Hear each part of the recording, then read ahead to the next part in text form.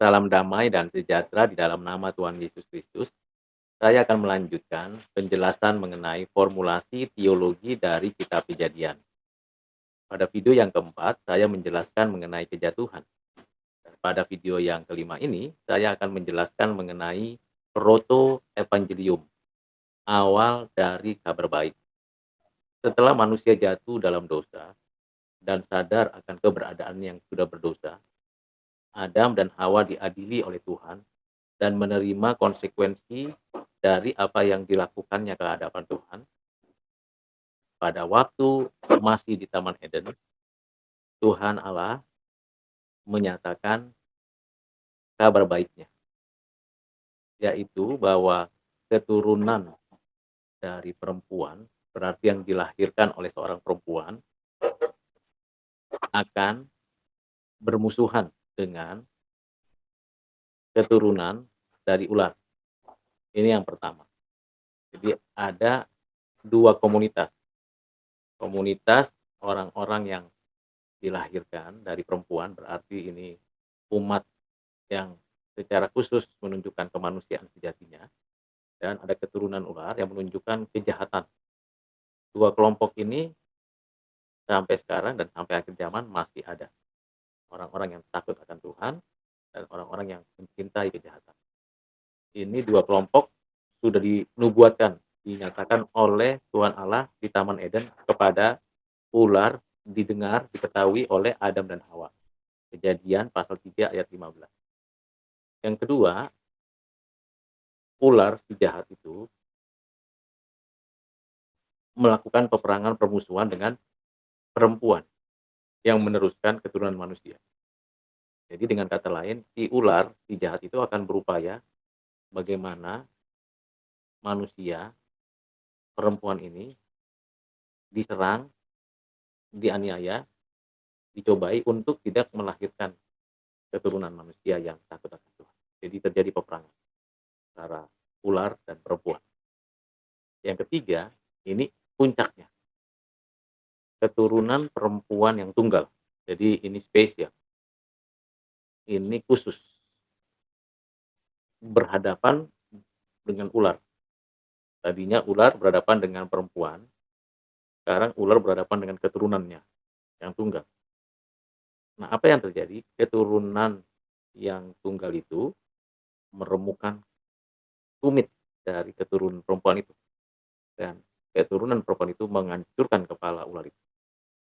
Pada momen itulah terjadi pendamaian antara manusia yang berdosa dengan Tuhan Allah, karena ular sudah dikalahkan dan sudah ada pengampunan dari Tuhan Allah.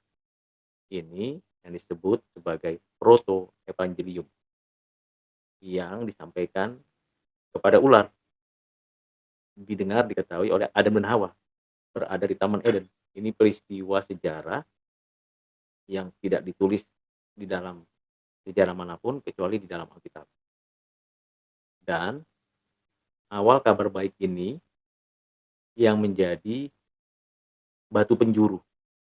Batu penjuru awal dasar untuk semua kisah-kisah dalam perjanjian lama maupun dalam perjanjian baru. Yang puncaknya ada pada diri Kristus. Jadi keturunan perempuan yang tunggal itu, yang meremukan kepala ular itu adalah Kristus. Seperti yang dinyatakan di dalam perjanjian lama.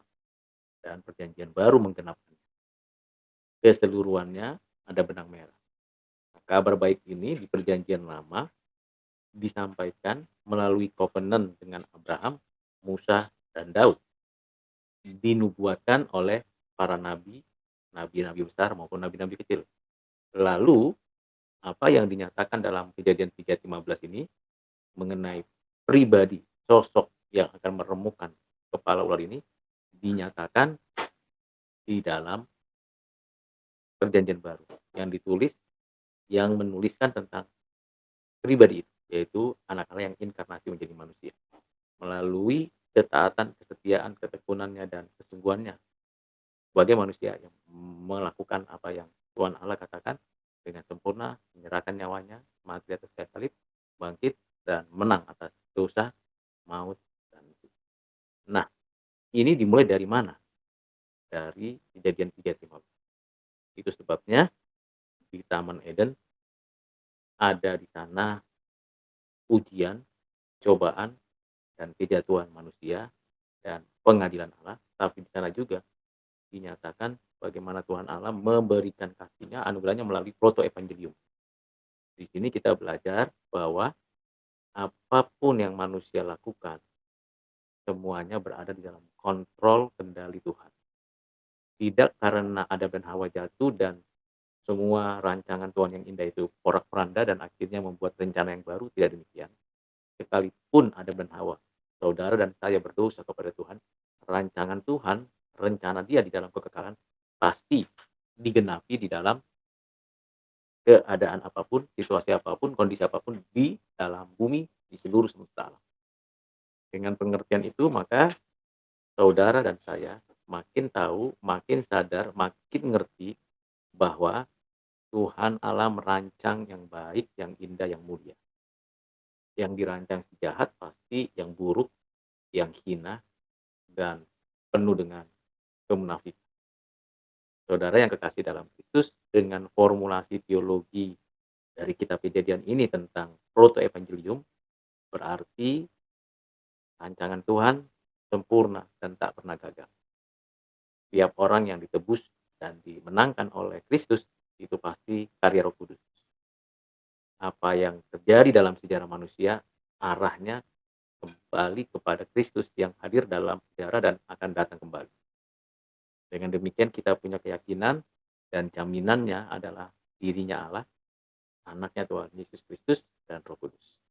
Kiranya dengan formulasi teologi yang singkat ini menolong saudara dan saya makin punya keyakinan yang teguh mengenai pengenalan kita akan Yesus Kristus Tuhan dan Juru Selamat kita satu-satunya. Tuhan memberkati saudara.